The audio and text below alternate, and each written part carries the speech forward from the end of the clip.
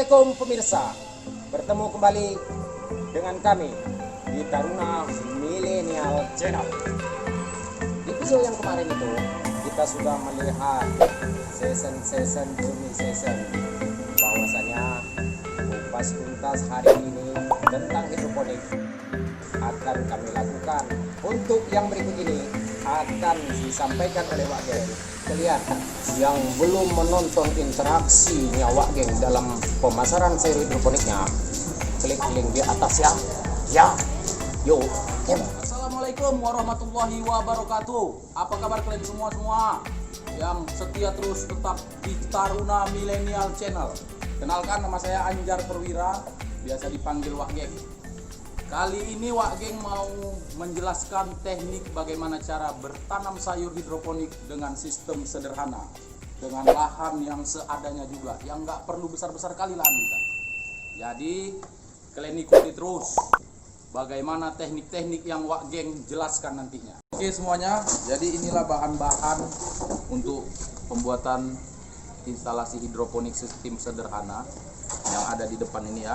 Saya jelaskan satu persatu. Yang pertama dari styrofoam. Styrofoam ini bisa kita cari ini di tempat-tempat buah, di tempat-tempat loak-loak yang memang menjual barang-barang bekas. Harganya pun tak pala-pala kali nih, masih murah nih. Jadi nggak seram-seram kali lah harganya. Kemarin Wak Geng beli per biji ini Rp3.000. Setelah itu bahan berikutnya yaitu plastik. Jadi plastik ini kegunaannya untuk pelapis styrofoam tadi supaya tak bocor kalau nanti dikasih air. Plastiknya pun tak perlu kali harus yang mana, yang adanya aja di rumah kalian. Kayak plastik asoy bekas mama kalian belanja, yang penting tak bocor. Bisa itu. Jadi Wak Geng pakai plastik yang kayak gini ya. Jadi seperti ini dibuat supaya tak bocor nanti tiba pas ada air. Jadinya nanti seperti ini. Oke, ini dia ya yang udah jadi. Jadi setelah kita kasih plastik, yang harus kita pakai bahan berikutnya adalah styrofoam lembar. Untuk apa ini? Kan gitu. Untuk dudukan net potnya nanti kalau sudah kita kasih sayur. Jadi styrofoam lembar nih nanti kita bolong-bolongkan dengan ukuran net pot yang mau kita pakai. Seperti ini. Apa alat untuk bolongkannya? Tak payah cari kawat. Mana tahu ada kawat jemuran di rumah yang tak terpakai, kawat pakai. Dipanaskan ke kompor, bisa lah. Nanti jaraknya tergantung net pot tadi. Mau berapa? Nah, kebetulan Wak Geng mau tanam sayur, bayam sama kangkung. Jadi lubang tanamnya itu disesuaikan dengan besarnya styrofoam tadi. Jadi di sini ada dapat sekitar 12 lubang tanam kalau untuk kangkung. Tapi kalau untuk yang lainnya nanti bisa agak sedikit lah, karena kan jarak menentukan juga. Semakin padat nanti makin kurang bagus pertumbuhan sayurnya. Oke, selanjutnya net pot. Net pot ini untuk tempat nanti media tanamnya. Yang biasanya dipakai orang tuh adanya net pot yang kayak gini. Nah, tapi harganya mahal. Kalau yang gini masih bisa kita cari-cari yang kayak kemarin Wak Geng cari di sampah-sampah tuh. Murah meriah, muntah. Oke, selanjutnya kain flanel. Kain flanel ini berfungsi untuk penghantar air nutrisi sampai ke media tanam. Jadi dipasang di net pot nanti ini untuk menarik nutrisi, menghantarkan nutrisi, kegunaannya untuk membasahi media tanam. Tapi itu pun selama masih umurnya masih rendah, masih kecil. Jadi kalau sudah sayur tuh akarnya banyak nanti kain flanel ini tak berfungsi kali karena akar sudah besar. Oke, selanjutnya botol air mineral bekas. Sama saja nih dengan styrofoam tadi. Bedanya botol air mineral nih bentuknya seperti ini. Di sini awalnya Wak Geng buat dari kayak gini. Yang kalau sayur kangkung, sayur bayam itu kita buatlah 3 jenis lubang untuk mensiasati jaraknya. Sementara kalau untuk sayur yang berbentuk sawi-sawian kayak pakcoy, sampong, botol air mineral ini bisanya cuma 2. Karena apa? Jaraknya tadi. Terus kenapa harus berwarna-warna gini Wak Geng, kan gitu. Jadi fungsi warna nih adalah untuk menghambat tumbuhnya lumut.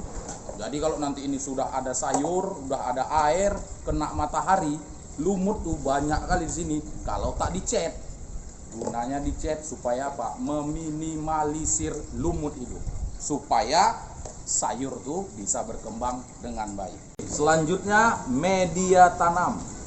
Media tanam tuh untuk berhidroponik banyak yang bisa dipakai. Yang biasanya orang-orang tuh pakai rockwool, kokopit, dakron, pasir, banyak lagi nya. Tapi kali ini Wak Geng pakainya busa yang murah meriah.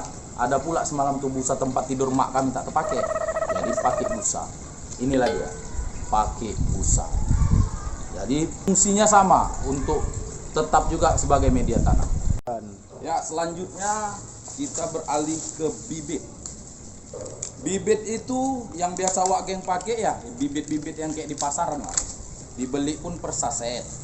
Karena apa? Bibit untuk hidroponik ini tidak dia khusus, tetapi paling tidak perlakuannya dan pemilihannya ada tekniknya. Teknik pemilihan bibit di hidroponik ini yang buat tuh orang-orang tuh dengan sistem komputer. Jadi kalau kita pakai bibit yang memang di luar dari untuk hidroponik, kayaknya hasil dari panennya nanti agak berbeda. Contoh ini ada bibit pakcoy, bayam hijau, ini samhong. Jadi seperti inilah yang Wak Geng pakai, bibit per saset. Kalau soal merek cari sendiri, di sana banyak. Ini dia ya. Nah, di sana banyak. Selain tadi yang dari bibit tuh dengan sistem pemilihan komputer, ada satu lagi teknologi yang dipakai, yaitu apa? Alat ukur. Alat ukur itu ada terdiri dari dua. Yang satu bernama TDS, fungsinya adalah untuk mengukur kepekatan nutrisi. Jadi di sini kita bisa atur nutrisi itu mau seperti apa, untuk sayur apa. Jadi nutrisi apa nih? TDS yang menentukan. Yang satu lagi yaitu pH meter. pH meter ini berfungsi untuk mengukur keasaman air baku yang kita pakai sebelum diletakkan nutrisi, dimasukkan nutrisi. Jadi kedua alat ini berfungsi untuk keberlangsungan tanaman kita nanti ke depannya. Oke, selanjutnya nutrisi. Nah, bertanam hidroponik instalasi paten, instalasi mewah, mahal, tak ada gunanya kalau tak ada nutrisi. Nah, nutrisi yang dipakai orang-orang ini di pasaran, kalau tak salah namanya AB Mix begitulah. Nutrisinya itu tadi itu sama juga macam kita nanam sayur bunga di tanah.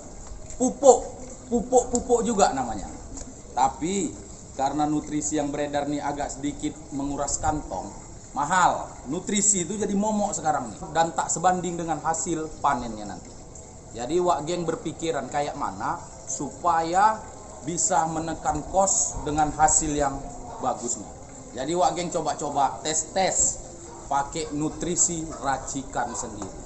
Yang mana itu? Ini dia nutrisi Wak Geng. Memang belum dikasih merek nih, tapi sudah bisa berfungsi untuk menanam sayur.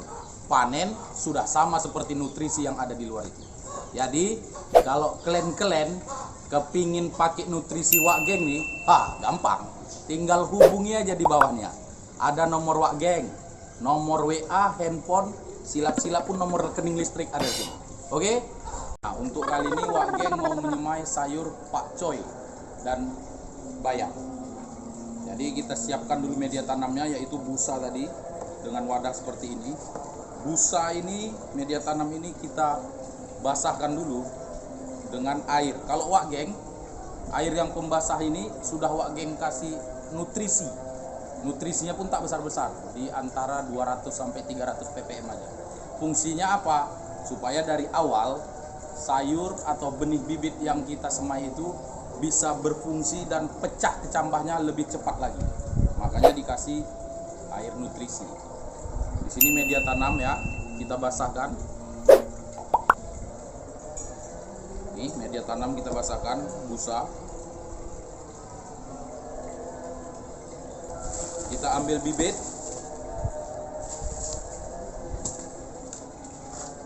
Di sini bibitnya bibit pakcoy.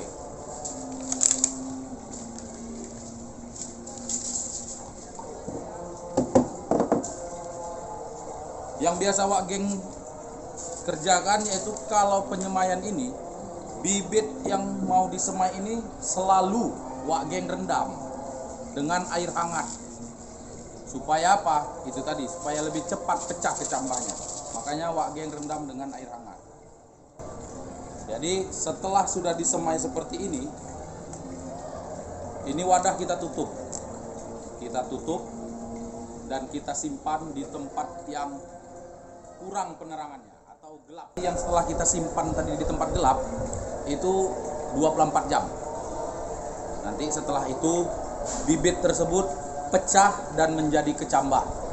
Jadi setelah pecah dan menjadi kecambah, bibit tersebut kita keluarkan dan angin-anginkan di luar tanpa harus kena matahari langsung. Dan jangan sampai dia itu tadi itu melewati batas waktunya. Karena apa? Nanti dia bisa menjadi kutilang. Kutilang itu dalam istilah hidroponik itu kurus tinggi langsing. Jadi kekurangan pencahayaan. Jadi kecambah tersebut lebih tinggi batangnya daripada daunnya. Nah, jadi seperti itulah, jangan sampai kalian semua sampai mengalami penyemaian yang seperti itu. Setelah 5 hari, seperti inilah penampakan bibit sayur pakcoy yang sudah siap pindah tanam. Penjelasannya seperti ini. Mengapa dia harus dipindah tanam sebesar ini? Karena daun sejatinya sudah keluar. Kalau kita lama-lama kan nanti di tempat penyemaian, itu yang bisa menjadi kutilang tadi juga. Kurang sinar matahari dan jaraknya terlalu dekat. Ini sudah siap untuk dipindah tanam ke instalasi yang kita buat tadi. Oke, ayo kita pindah tanam. Oke, kita pindah tanam. Kita siapkan wadahnya, instalasinya yang yang sederhana. Ini net pot.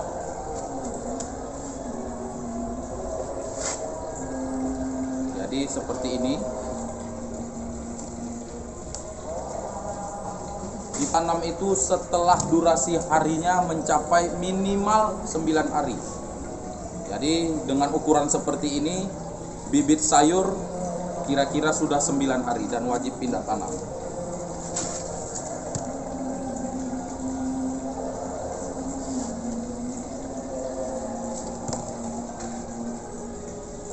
Oke, ini kita pindah tanam sudah. Kita akan menunggu perkembangan sayur ini seperti apa. Oke, jadi ini adalah semaian sayur yang sudah mencapai umur 14 hari.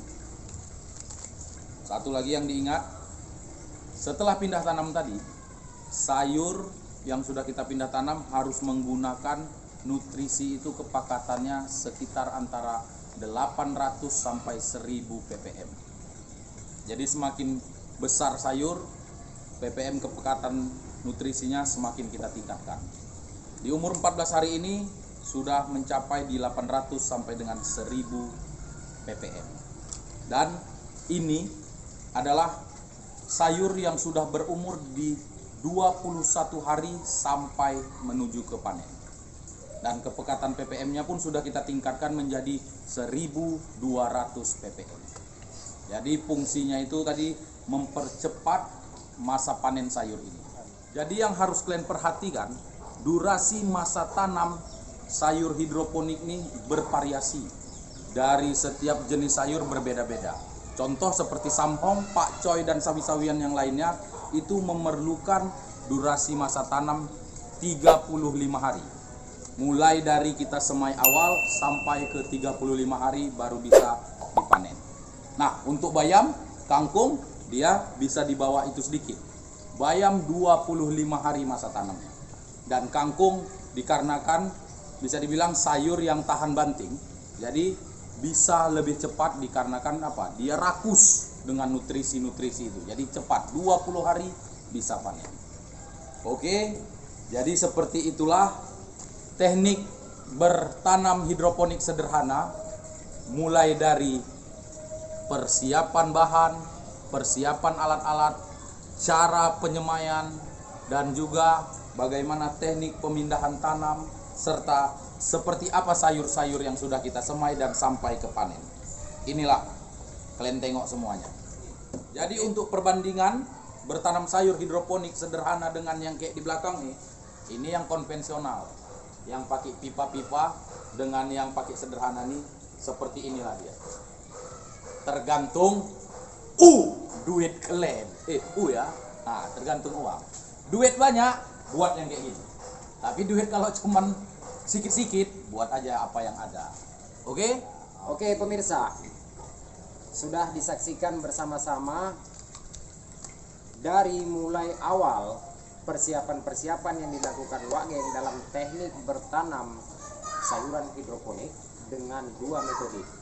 Yang pertama dengan pola instalasi yang katanya tadi ada duitnya, artinya ini biaya lumayan Ya, gitu. betul. Nah untuk selanjutnya dengan pola sederhana memanfaatkan barang sederhana yang seadanya, boleh pungut boleh beli kan gitu, tapi tidak membuat kantong pipis pastinya. Ya pemirsa, kalau Anda ingin mengetahui lebih lanjut lagi tentang bagaimana pola dan tekniknya bertanam sayuran hidroponik itu, klik komentar di bawah ini, akan kami jawab semampunya. Oke, mungkin sampai di sini aja dulu penelusuran dan bincang-bincang kita, cakap-cakap kita dengan Wak Geng ini tadi.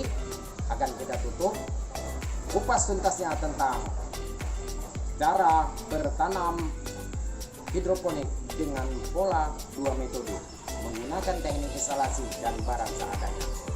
Dengan demikian kami akan beranjak untuk ke penelusuran kami berikutnya dengan season video kami selanjutnya.